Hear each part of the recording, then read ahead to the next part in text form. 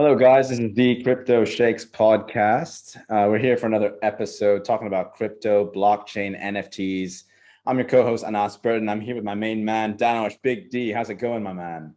All good, all good. Straight from Dubai. We're here with Edmund McCormack out of DC. It's great to have a new guest from the United States on the show. It's not every day we have a US guest on the show, so very welcome to the show, Eddie. Thank you. Thanks for having me, guys. It's a pleasure. This is the Crypto Sheikhs. This is the leading podcast in Dubai and the UAE, where you, regardless of your skill level, will learn everything from cryptocurrencies to blockchain technologies. Where do you see international central bank digital currencies going? Ooh, that's a pointed question. I think it's necessary. You see it already. There's some very large, countries out there that have issued their own. So central bank digital currency, for listeners who might not be familiar, is just basically a digital equivalent of your national currency. And it sort of raises the question with the growth of stable coins, which is just cryptocurrency that is ultimately structured to minimize any ups or downs in price. So it's always trying to hold one single flat value. Yeah, so USDC is an example of that. Many people probably would have used that. Also Tether, although that is a very controversial stable coin. There are a number of stable coins out there. Yeah, DAI is a famous one on Ethereum, but that's actually an algorithmic stable coin. Well, let's not touch into that on this episode. We can do a separate episode for that. But just so you know, a stable coin is a coin that is on the blockchain, but is pegged one-to-one with the US dollar if it's a USD sort of stable coin. But there are other stable coins as well, like Euro stable coins. It can be for any currency effectively. Yeah. And ultimately, in saying that, it leads a question. If you don't have a digital version of your national currency, people are going to turn to private. So USDC is not a digital dollar at all. It's a stable coin produced by a company called Circle. Tether is produced by a company called Tether Limited. Basically, all of these coins are centralized. And ultimately, this is where governments come in and say, well, our citizens are using currency that we're not controlling. So that's why you saw, the digital yuan from China. Australia has gotten involved, Malaysia, South Africa. And it's a big topic of conversation, especially here in the US and certainly around the world as well. So I think that it's inevitable. I think that with the fact that most people, whether they realize it or not, don't really transact much with cash at all. Think about every time you shop online, you're not pulling out $1 or €1. Yeah. Every time you swipe your credit card, that's funny money in a sense. I think that cryptocurrency is just accelerating that process for, some of the late adopters. Do you think that the the central bank digital currencies will beat crypto, the general cryptocurrencies, or will you think that they will act as a complementary currency to the existing typical cryptocurrencies such as Bitcoin, Ethereum, etc.? So I think it's going to play its role. I think it'll play a role similar to somewhere in between Ethereum and Bitcoin. So Bitcoin is, historically a very strong store of value, very similar to, precious metals like gold. But just like gold, you're not transacting in gold on a day-to-day basis. That's where Ethereum really comes in, and a number of other blockchains. I think it plays somewhere in between where it stores value, but you can actually use it as a medium of exchange. But in effect, it's a cryptocurrency. It's created, stored, transferred on blockchain. And that's where I think we're headed. I think if you look at just in the last 2 years, the financial industry has evolved more from a digital perspective than probably the 20 years preceding. A lot of that has to do with crypto. And out of all the cryptos out there, there is one particular one that bridges these central bank digital currencies, the CBDCs, and that's XRP. So the whole point and idea. I think you can say Doge. Yeah, that's what I was gonna say. The most Shiba Inu. Yeah, so XRPs want to play that role if they can beat Doge. And where do you see XRP going? Because they have a lawsuit now. Everyone is eagerly waiting for the lawsuit to end. And once it ends, which I think everyone knows is inevitable, where do you think, what type of role will XRP play in the global scope of things? Yeah, I'm not hoping it ends. It's better than a TV drama. It's wonderful. Just when you think that the SEC has not embarrassed themselves enough. And for listeners who are not aware, so the SEC is the Security Exchange Commission here in the US. They regulate all stocks and securities.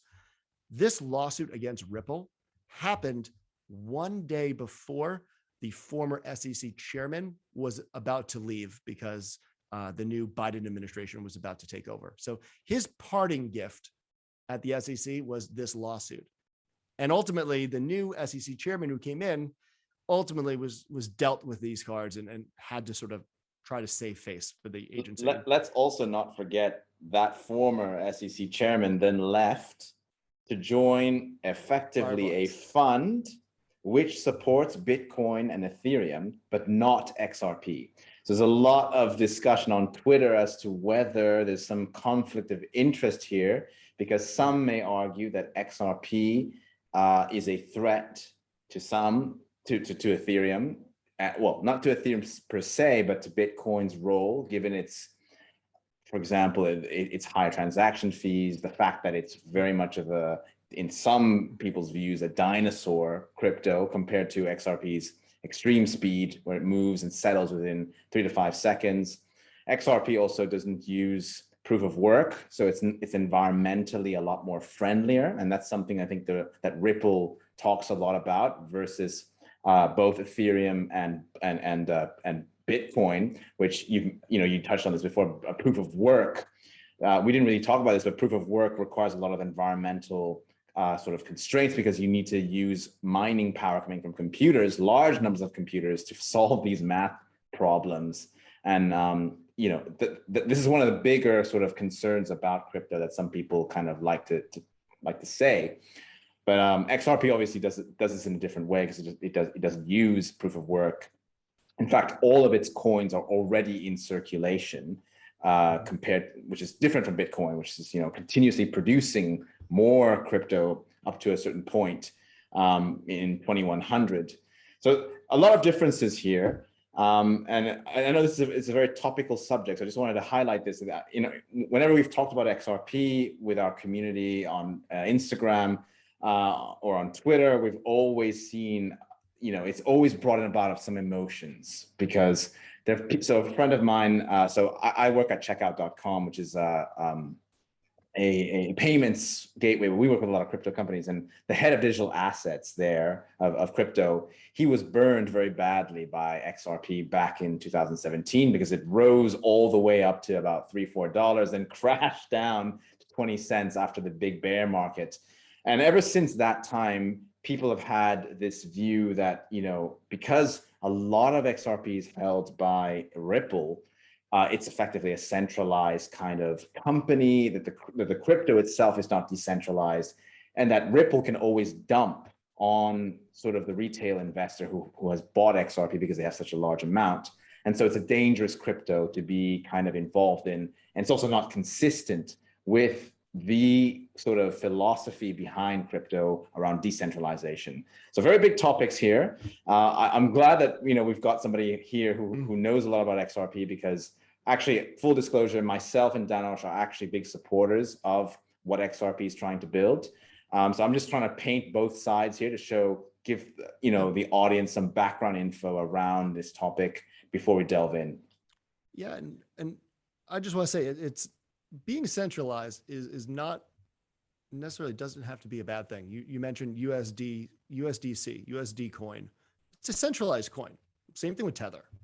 Neither one of them will ever make sort of this analogy that they're not. And that's helped them, well, at least for USDC, to facilitate deep relationships within the financial sector. And that's really what XRP was able to do.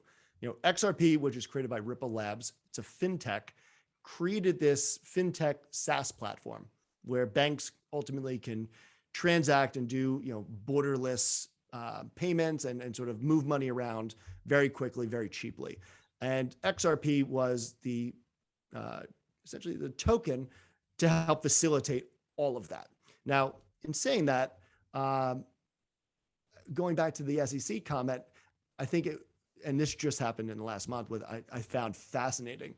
Aside from former commissioners coming out and sort of testifying that the SEC has knowingly acted in very unclear, opaque manner, what I thought was amazing was that I think it was Brad Garlinghouse, who was a former CEO, former or current, I forget. No, he's current CEO current. Of Ripple Yeah, Labs. so he came out and talked about how there used to be a policy that the SEC distributed to all of its employees, where it stated that their employees are not inhibited from buying, selling, storing digital assets, because digital assets are not securities. And that's ultimately the straw that, to me, that has to break their back, because if the SEC, which oversees all securities, tells their employees, which are highly restricted, more so than the average investor, that they're permitted to buy something because it's not under their jurisdiction, how in the heck can they come back years later and say, actually, it is a security? Yeah. So let's just stop here for a second. Sorry, go ahead, Dan. It sounds like there's been some foul play somewhere within the SEC now. I mean, time will tell, but there is a lot of things coming up during this trial. And as you said, I'm always, whenever I hear the news, I just pop some popcorn and just read through it because it's so interesting. But I just wanted to interject here on one point. So just, Edmund, you might already know this, I actually work in the legal space, being a lawyer myself, and I just wanted to touch on a couple of things here. Firstly, you mentioned securities. So a security, for the benefit of the audience, is something that is, so a security is required to be regulated by the government or a regulated institution. So the regulator in the US, here being the SEC, they regulate securities. Securities are stocks, bonds, instruments that effectively have a price attached to their, often it involves a company behind that, which requires the movement in the price of that instrument. It's effectively affected by, has a material impact on the company which is behind it. So stocks and bonds are types of securities. Crypto traditionally has not been defined as a security, but XRP is sort of in the lens right now because Ripple, which is the creator of XRP, there is a big question mark as to whether XRP is a security because it brings benefit to Ripple Labs. Now, this is important because other cryptos like Ethereum and Bitcoin don't have a company per se behind them. So Bitcoin, it's just a coin out there with no company behind it. There's Satoshi Nakamoto, who none of us know who he is, but there's no company behind that. Ethereum has the Ethereum Foundation, but the SEC has sort of said that Ethereum is sufficiently decentralized that there's nobody really behind Ethereum to sort of be the benefactor of, any major price increase in Ethereum. And so these are the kind of the bigger questions that are kind of happening around XRP. And so for those who are wondering whether to buy XRP or not, I will say, it is a bit of a risky investment in some respects, because the SEC could say that XRP is a security, in which case what that means is Ripple Labs should have registered with the Securities and Exchange Commission. And what that means is they have to issue a prospectus. So when you buy any shares on the stock exchange, you have to issue a prospectus, which is effectively a long ass document like this big. I used to produce them actually when I was a proper lawyer back in London. And it details all the risks, everything around the company. So XRP never did this, right? Ripple never did this with XRP. It sort of kind of was listed. Well, actually, it was given out for free. And then a market price was sort of ascribed to it because people were willing to buy it. And then obviously, Ripple made money off of this because they were able to start selling XRP. And from what I've read, they've tried to interact with the regulator just to let them know, look, we're doing this. Is this fine? For the longest time, the regulator said, no comment. And then all of a sudden now they're sort of saying, actually, we think it's a security. So this is the real big background around here. And so just for the audience's sort of benefit, this is a very, very controversial sort of crypto in the market. If you're buying XRP, don't assume that it will just moon because of our discussion here. It could, for example, the SEC could, if this were to be finally sort of resolved in court, the court could say that XRP is in fact a security, and who knows what effect that would have on the XRP price. So very important point there. Kind of hard to argue. I mean, I'm a supporter of XRP, but there's what's called investment contract, which is sort of the basis of what a security is. If you're investing in something that is managed by someone else with the full intent to profit, that's a security. Like a currency is not overseen by an individual company or a certain, individual. That would not be. So there's sort of that differentiation.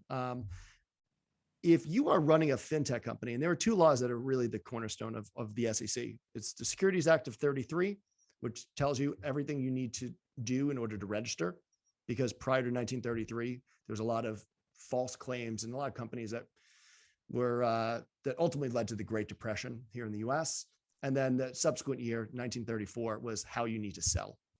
If you are creating a fintech company and you realize that my company created a cryptocurrency that is primarily used to run RippleNet, or whatever they're calling their SaaS platform at that time, and we have a large holding, and in effect, you can even sort of broaden that term investment contract to say, if it's not entirely managed, but it's a large shareholder could influence the overall value by its actions or its influence, it would then be called a security. It's hard to argue that the CEOs of fintech companies wouldn't have this on their radar. So I think they'll probably get by the SEC.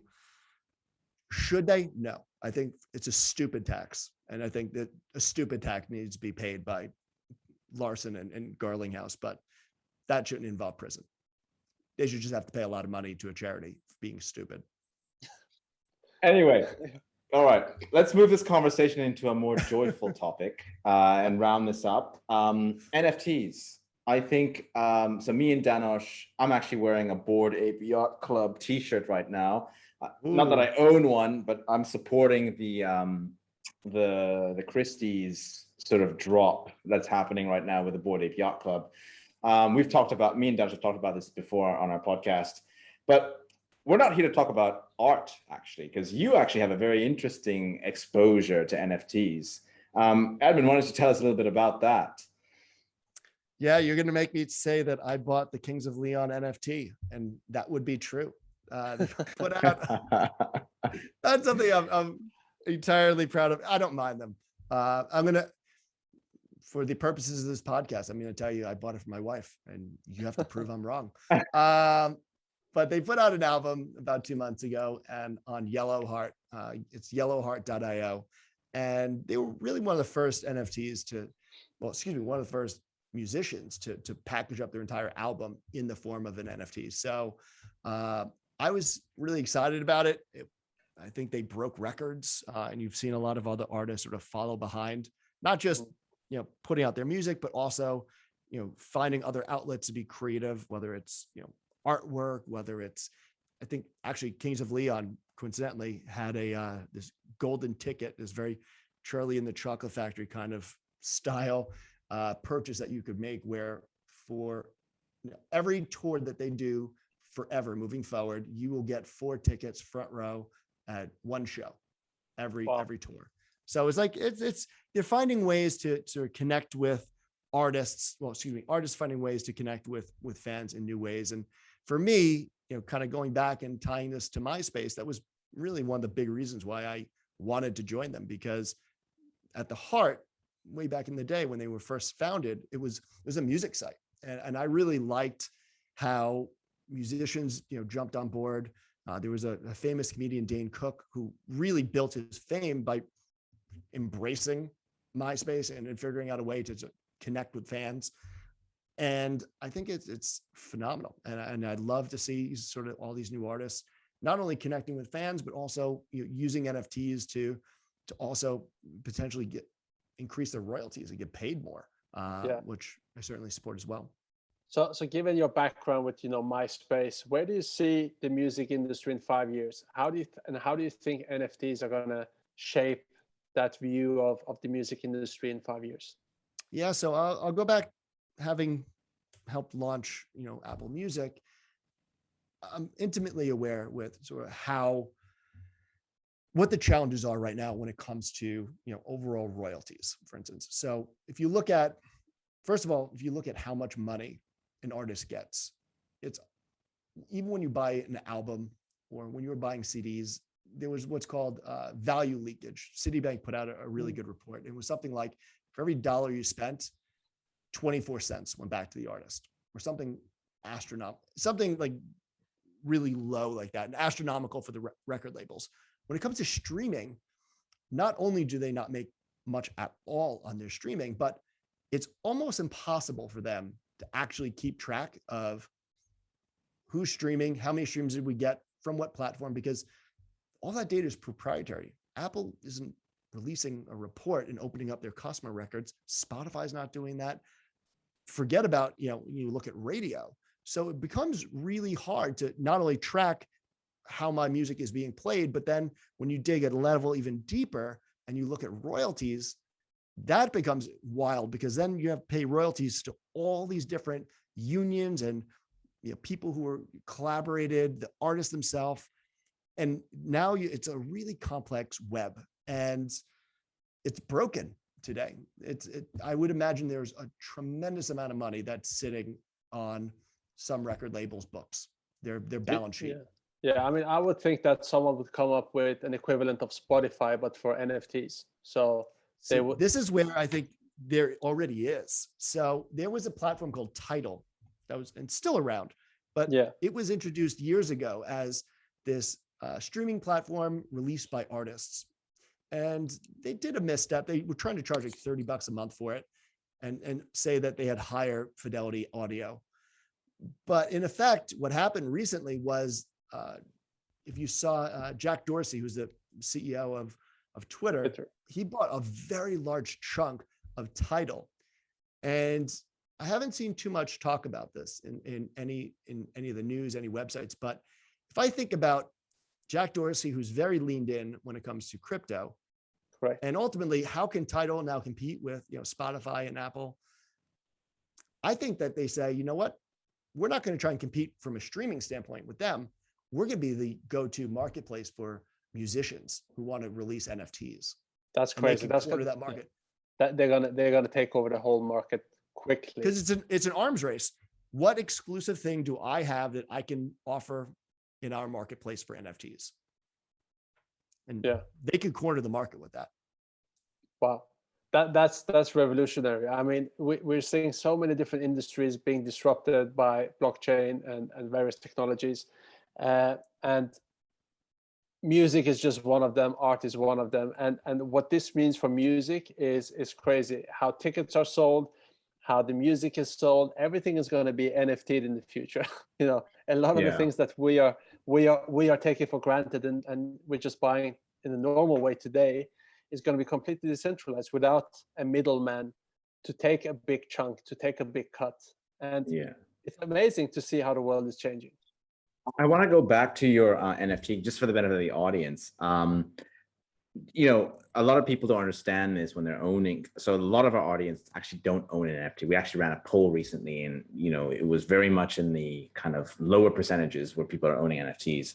So kind of talk us through, what it means to own the Kings of Leon album. Do you own it on one of your Ethereum wallets? and how do you listen to it? How do you interact with this NFT? How do you show it off? Because owning NFTs in many ways is a license to, it's bragging rights effectively. And so how do you brag about this to, people in your way? Or, I mean, you might not be bragging about it, but how do you celebrate your ownership of this NFT? Yeah, I was hoping it would come with a poster that I could just put on my wall next to my bed. My wife would love that. Just a nice, sort of those, like when you were like a teenage girl, just fantastic. It didn't though. I was very disappointed. So maybe if we could solve that problem, that would be wonderful. Are you sure you're disappointed? Yeah, no, it would be right next to my Hanson poster. It would be fantastic. I'm old with that reference, but Hanson, yeah, it lives on an Ethereum wallet that I own. There's a little bit of artwork that is a bit of an avatar that I show off that, I have this album.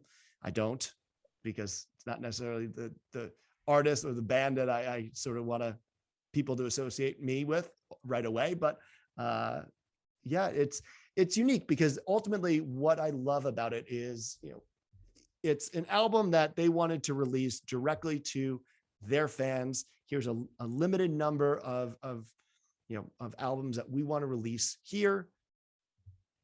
And it's controlled. It's a controlled experience. It's, I'm now able to get what's called an airdrop. So they could send, because my address is tied to their album. If they have a bonus track or they wind up doing a collaboration with another band or another artist, they can then airdrop that to me. So what this is it's not just an album that you own and sort of put on the shelf, but it's a direct line of communication now that remains open in perpetuity. How much? That is phenomenal. Yeah. And how much did they raise during this NFT drop? It was $2 million. $2 million. Wow. Not bad. That's some good moolah. I think they make that in a show in Vegas, $2 million. Yeah, I mean, they can make significantly more money, but I think I don't think that this was necessarily one for them. I think this was a brilliant move because if you look at money in the music industry now, you're not making any money in streaming. You're not making any money in record sales. So for them, $2 million guaranteed, and they see all of it. Phenomenal. Great work. And it's only you can only get it through the NFT. The other piece is that it's a great way of just locking in your audience and sort of keeping that consumer engagement up. It's awesome.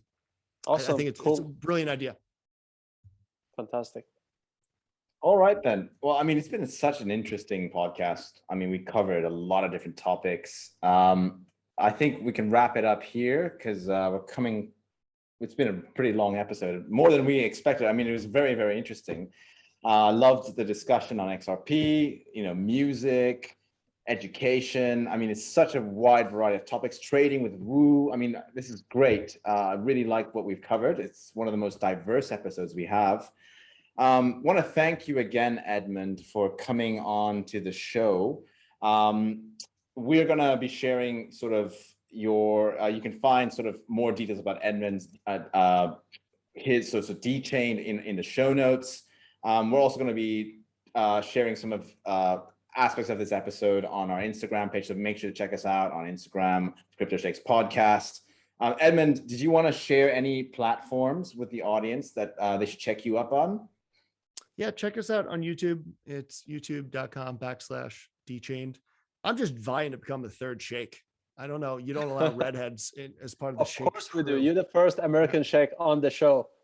I can't. Yeah, I mean, I don't know if people who may not be watching. D has a great beard.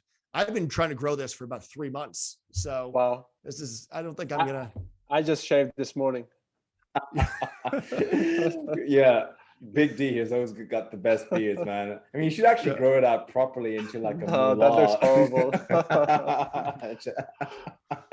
All right, guys, we're going to wrap it up here. Edmund, thank you a lot. We can't wait to do another episode with you in the future. Have a good one. All right. And yeah, awesome. Crypto Sheikhs in the house. Take it easy, guys. Thanks, guys. Thank you. Pleasure.